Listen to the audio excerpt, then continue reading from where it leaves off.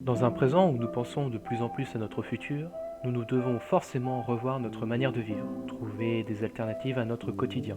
Fanch et Mathieu sont partis à la découverte de l'Oasis des Tisserands, un écolieu à 10 minutes de La Rochelle, pour rencontrer ses habitants et comprendre leur fonctionnement de vivre autrement, dans des meilleures conditions. Alors moi je préfère utiliser le terme d'écohabitat parce que dans le terme écolieu il n'y a pas l'humain, alors que l'écohabitat ça parle des hommes également. C'est un lieu où chacun vit chez soi mais on est tous ensemble, c'est-à-dire qu'on a des lieux communs, des activités communes, mais on est chacun chez soi. Il y a certains habitats partagés où les gens travaillent sur place, sont des formes de communauté. Nous, c'est pas le cas. On travaille chacun tous à l'extérieur et on donne du temps bénévole pour tous les espaces communs, pour le jardin, le bricolage, le travail en do-it-yourself, etc. On est constitué en SCIA, c'est une société civile immobilière d'attribution, c'est-à-dire que chaque habitant est un propriétaire des parts qui correspondent à sa maison, parce que si on n'avait pas cette formule-là, une SCI, on ne peut pas vendre sa maison, c'est en indivision. Le tiers-lieu Cap Tisserand qu'on a ici à l'Oasis, c'est un tiers-lieu qui a plusieurs activités.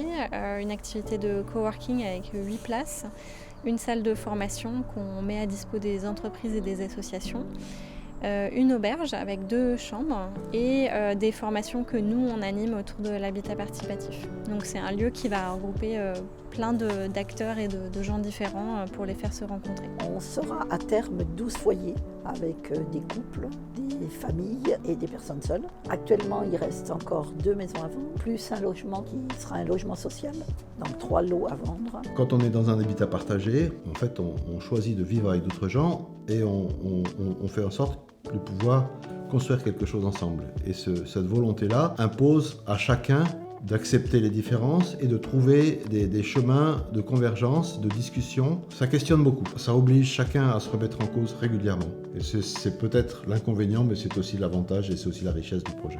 En fait, ça touche plusieurs choses. Tu vas à la fois par rapport à tout ce qui va être construction écologique, ça va être la manière de manger, l'alimentation, repenser une alimentation locale, biologique. Ça va être la façon dont les gens échangent aussi. Dans pas mal, en tout cas, certains éco-villages, il y a beaucoup qui est concentré sur la manière d'échanger, sur repenser le collectif. On a vraiment une réelle démocratie, c'est-à-dire des communautés, des peuples décident collectivement et arrivent à se mettre d'accord ou non d'ailleurs et à échanger. Ici, on est obligé de discuter profondément sur des sujets de vie commune. Qu'est-ce qu'on va faire de la piscine? Comment on va s'organiser autour de la piscine? Est-ce que tout le monde va y avoir accès? Comment on gère la sécurité? Le potager, est-ce qu'on fait un potager commun? Enfin bon, beaucoup de sujets qui finalement vont interpeller chacun sur sa culture, son éducation, et on se confronte avec ces sujets-là et c'est ça qui est passionnant. Nous avions l'envie de vivre une expérience humaine nouvelle, de pouvoir mettre en œuvre une forme de solidarité, une forme de convivialité, anticiper un peu l'âge avançant, la perte de facultés, la solitude. On s'est dit qu'il fallait qu'on trouve une formule qui nous permette de rester le plus longtemps chez nous et d'avoir des amis proches géographiquement et humainement. Vivre autrement, c'est donc vivre à proximité des besoins des autres, mais aussi de redécouvrir la nature et finalement notre nature.